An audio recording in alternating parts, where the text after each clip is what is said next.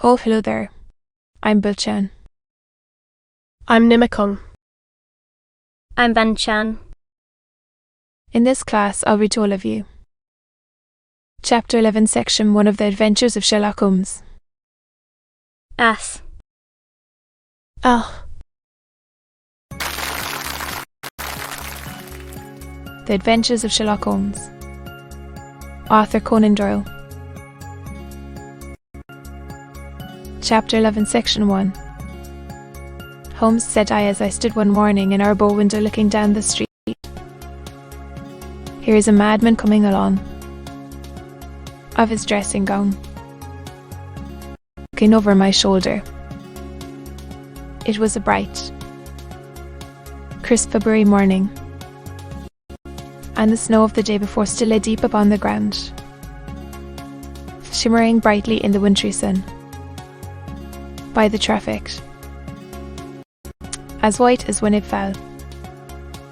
The grey pavement had been cleaned and scraped, but was still dangerously slippery, so that there were fewer passengers than usual. Indeed, whose eccentric conduct had drawn my attention. He was a man of about 50, tall, portly, and imposing, with a muscular, strongly marked face and a commanding figure.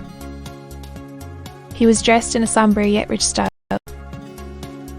in black frock coat, shining hat, neat brown gaiters, and wool-couple grey trousers. Yet his actions were in absurd contrast to the dignity of his dress and features, for he was running hard, with occasional little springs. His legs. As he ran, he jerked his hands up and down,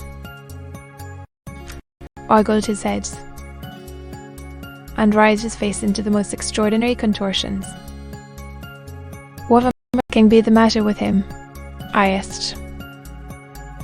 I believe that he is coming here, said Holmes, rubbing his hands.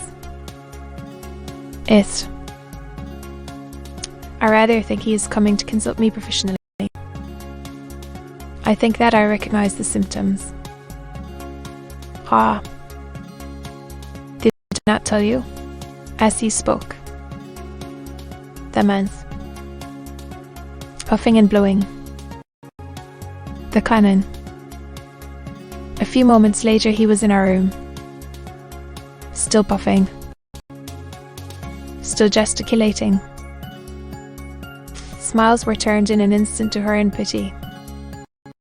For a while he could not get his words out, to the extreme limits of his reason. And suddenly springing to his feet, a man tore him away to the centre of the room. Sherlock Holmes pushed him down into the easy chair and, sitting beside him, patted his hand and chatted with him in the easy, soothing tones which he knew so well how to employ.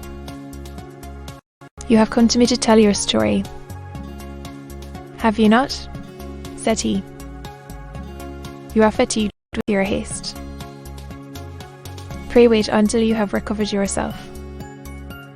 The man sat for a minute or more with a heaving chest, fighting against his emotion.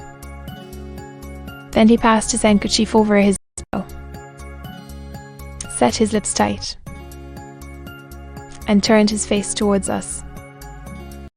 No doubt you think me mad, said he. I see that you have had some great trouble, responded Holmes. God knows I have. A trouble which is enough to unseat my reason. So sudden and so terrible is it. Public disgrace I might have faced, although I am a man whose character has never yet borne a stain. Private affliction also is the lot of every man. But the two coming together, and in so frightful a form, have been enough to shake my very soul. Besides, it is not I alone. Pray compose yourself, sir, said Holmes. My name, answered our visitor, is probably familiar to your ears. I am Alexander Holder, of the banking firm of Holder and Stevenson, the second largest private banking concern in the City of London.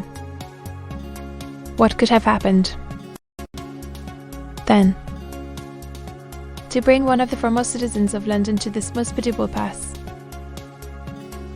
We waited, all curiosity, until with another effort he braced himself to tell his story. I that time is of value, said he.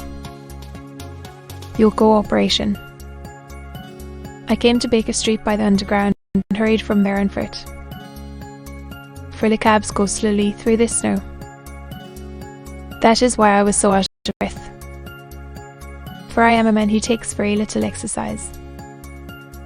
I feel better now. I can.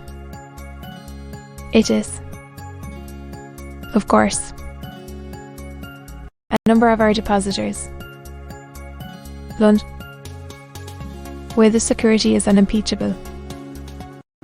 We have done a good deal in this direction during the last few years. Security of their pictures, libraries, or plate, brought in to me by one of the clerks. I started when I saw the name, for it was that of none other than Doyle, name which is a household word all over the earth and of the highest, noblest, most exalted names in England. I was overwhelmed by the honour and attempted, when he entered, to say so, to hurry quickly through a disagreeable task. Still, Holder, said he. The firm does so when the security is good, I answered. It is absolutely essential to me, said he, that I should have 50,000 at once. I could, of course, borrow so trifling a sum 10 times over from my friends. That business myself. For how long, may I ask? Do you want this sum? I asked.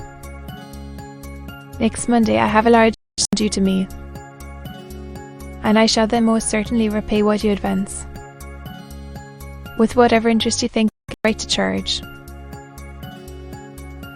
To be continued.